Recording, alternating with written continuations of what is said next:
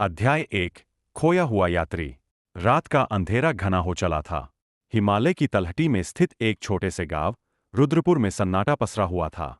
केवल हवा की सरसराहट और दूर कहीं से आती भेड़िए की आवाज ही इस खामोशी को तोड़ रही थी। इसी गांव के एक प्राचीन मठ में, जहां सदियों पुराने हस्तलिखित ग्रंथ धूल फाक रहे थे, प्रोफेसर आनंद अपनी रातें जाकर बिता रहे थे। वे भारत के सबसे प्रसिद्ध पुरातत्वविद और एक शौकीन खगोल शास्त्री थे। उनका जुनून था प्राचीन भारतीय ग्रंथों में छिपे वैज्ञानिक रहस्यों को उजागर करना। पिछले कुछ महीनों से आनंद एक ऐसे ग्रंथ पर काम कर रहे थे जिसका नाम था कालचक्र संहिता। यह ग्रंथ समय, ब्रह्मांड और आयामों के बारे में चौंकाने वाले विवरण देता था। उसमें न केवल ग्रहों और नक्षत्रों की गति का वर्णन था, बल्कि कुछ ऐसे संकेत भी थे जो किसी अन्य आयाम या समय में यात्रा करने की संभावना की ओर इशारा करते थे। आनंद के सहयोगी, युवा और उत्साही वैज्ञानिक डॉ मीरा अक्सर उनके इस जुनून पर मुस्कुराती थीं। मीरा एक भौतिक विज्ञानी थी और उनका मानना था कि विज्ञान को केवल ठोस सबूतों पर आधारित होना चाहिए, न कि प्राचीन कहानियों पर। एक रात, जब आनंद कालचक्र संहिता के एक विशेष श्लोक का अनुवाद कर रहे थे, तो उन्हें कुछ ऐसा मिला जिसने उनकी सांसें रोक दीं। श्लोक में एक ऐसे दिव्य यंत्र का उल्लेख था जो समय और स्थान की सीमाओं को पार करने में सक्षम था। इसमें यंत्र को सक्रिय करने के लिए कुछ जटिल ज्यामितीय आकृतियों और खगोलीय संरेखन का भी वर्णन था। आनंद को लगा कि उन्होंने कुछ अविश्वसनीय खोज लिया है। मीरा, मीरा, वह चिल्लाए। उनकी आवाज में उत्साह और कंपकंपी दोनों थी। मीरा, जो पास ही अपने लैपटॉप पर कुछ काम कर रही थीं, चौंक कर उठीं। क्या हुआ प्रोफेसर? सब ठीक तो है? आनंद ने कांपते हाथों से ग्रंथ की ओर इशारा किया। यह अद्भुत है मीरा। यह ग्रंथ समय यात्रा की बात कर रहा है। यह किसी दिव्य यंत्र का वर्णन कर रहा है। मीरा ने संदेह भरी नजरों से ग्रंथ को देखा। प्रोफेसर, आप जानते हैं कि प्राचीन ग्रंथों में अक्सर ऐसी बातें लिखी होती है जो रूपक होती है। हम इसे सच कैसे मान सकते हैं? पर यह सिर्फ रूपक नहीं है, मीरा, आनंद ने तर्क दिया। इसमें बहुत सटीक खगोलीय गणनाएं हैं, ऐसी गणनाएं जो उस समय के लिए असंभव थीं। और इन ज्यामितीय आकृतियों को देखो, ये आधुनिक भौतिकी के कुछ सिद्धांतों से मेल खाती है। अगले कई हफ्तों तक आनंद और मीरा ने मिलकर उस श्लोक पर शोध किया। आनंद ने प्राचीन खगोलीय चार्ट का अध्ययन किया, जबकि मीरा ने आधुनिक भौतिकी के सिद्धांतों के साथ उनके संभावित संबंधों की तलाश की। जैसे जैसे वे आगे बढ़ते गए, उन्हें लगने लगा कि प्राचीन ज्ञान और आधुनिक विज्ञान के बीच एक अद्भुत संबंध है। कालचक्र संहिता में वर्णित कुछ सिद्धांत, जैसे कि बहुआयामी ब्रह्मांड, मल्टीडायमेंशनल यूनिवर्स और क्वांटम उलझाव, क्वांटम एंटेंगलमेंट के संकेत आधुनिक भौतिकी के विचारों से आश्चर्यजनक रूप से मिलते जुलते थे। अध्याय 2। यंत्र का अनावरण। एक दिन, मठ के एक गुप्त कक्ष में, जहां पुराने अवशेष और मूर्तियां रखी हुई थीं, आनंद को एक अजीबोगरीब धातु की वस्तु मिली। वह एक जटिल नक्काशीदार चक्र था, जिसके केंद्र में एक स्फटिक लगा हुआ था। यह बिल्कुल वैसा ही था जैसा कालचक्र संहिता में वर्णित दिव्य यंत्र के विवरण में था। यह वही है। आनंद की आंखें चमक उठीं। यह वही यंत्र है जिसके बारे में ग्रंथ में लिखा है। मीरा ने भी उसे उत्सुकता से देखा। यंत्र पर बनी हुई ज्यामितीय आकृतियां और प्रतीक उन्हें किसी अबूझ पहेली की तरह लग रहे थे। उन्होंने यंत्र को मठ की प्रयोगशाला में ले आए और उसकी विस्तृत जांच शुरू की। यंत्र किसी अज्ञात धातु से बना हुआ था, जो न तो किसी ज्ञात तत्व से मिलता था और न ही किसी आधुनिक तकनीक से बनाया जा सकता था। स्फटिक भी अद्वितीय था, जो प्रकाश को एक अजीब तरीके से अवशोषित और उत्सर्जित करता था। ग्रंथ में यंत्र को सक्रिय करने के लिए कुछ विशिष्ट खगोलीय संरेखन और मंत्रों का उल्लेख था। आनंद और मीरा ने उन मंत्रों का उच्चारण करने की कोशिश की और खगोलीय संरेखन के लिए एक विशेष रात का इंतजार किया। वह रात अमावस्या की थी, जब तारे सबसे चमकीले दिखाई देते थे और कुछ विशिष्ट ग्रह एक साथ एक सीधी रेखा में आने वाले थे। निर्धारित रात को, मठ की छत पर, जहां से आकाश बिल्कुल स्पष्ट दिखाई देता था, आनंद और मीरा ने यंत्र को स्थापित किया। आनंद ने ग्रंथ में वर्णित मंत्रों का उच्चारण करना शुरू किया। उनकी आवाज अंधेरे में गूंज रही थी। मीरा ने खगोलीय संरेखन को सटीकता से मापा। जैसे ही अंतिम मंत्र समाप्त हुआ और खगोलीय संरेखन पूर्ण हुआ, यंत्र में लगा स्फटिक चमकने लगा। पहले एक हल्की नीली रोशनी, फिर धीरे धीरे वह इतनी तेज हो गई कि उसकी ओर देखना मुश्किल हो गया। मठ की पुरानी दीवारें कांपने लगीं। हवा में एक अजीब सी गूंज फैल गई, जैसे समय ही मुड़ रहा हो। रोशनी इतनी तीव्र हो गई कि आनंद और मीरा को अपनी आंखें बंद करनी पड़ी। जब उन्होंने आंखें खोलीं, तो मठ का पूरा वातावरण बदल गया था। छत पर लगे पुराने दीपक अब जगमगा रहे थे और दीवारों पर बनी हुई पुरानी पेंटिंग्स जीवंत लग रही थीं। उन्हें लगा जैसे वे किसी अलग समय में पहुंच गए हों। हम हम कहाँ है? मीरा ने कांपते हुए पूछा। आनंद ने चारों ओर देखा। मठ की हर चीज पुरानी जरूर थी, लेकिन उस पर धूल या जुंग नहीं थी।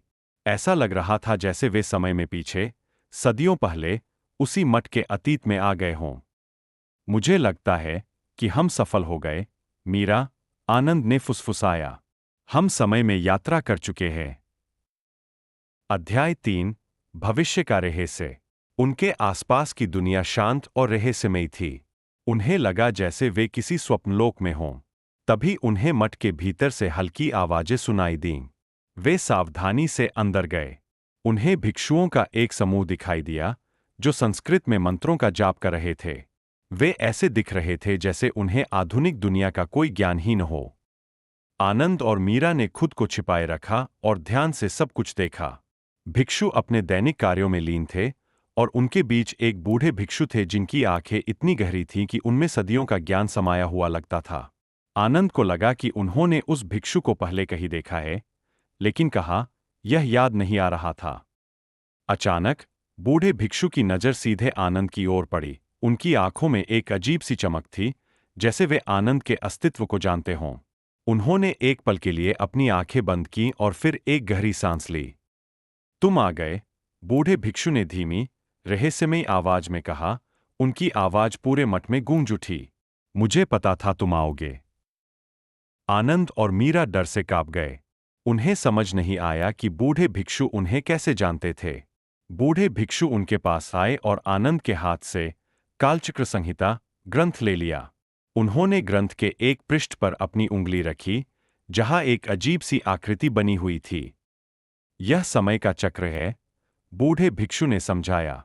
तुम इसमें फंस गए हो।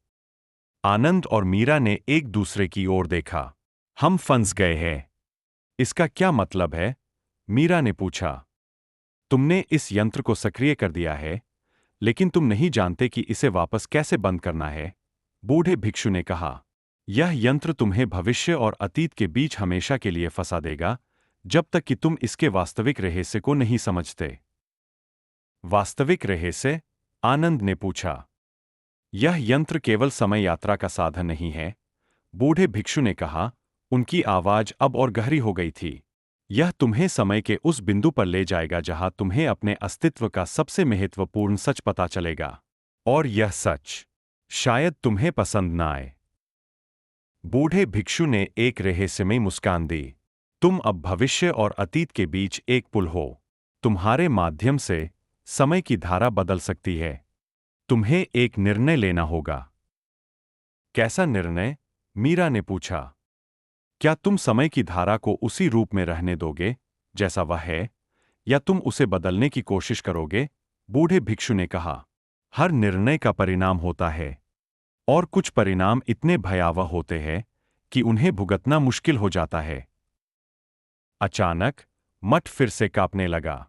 यंत्र में लगा स्फटिक फिर से चमकने लगा, इस बार पहले से कहीं ज्यादा तेज।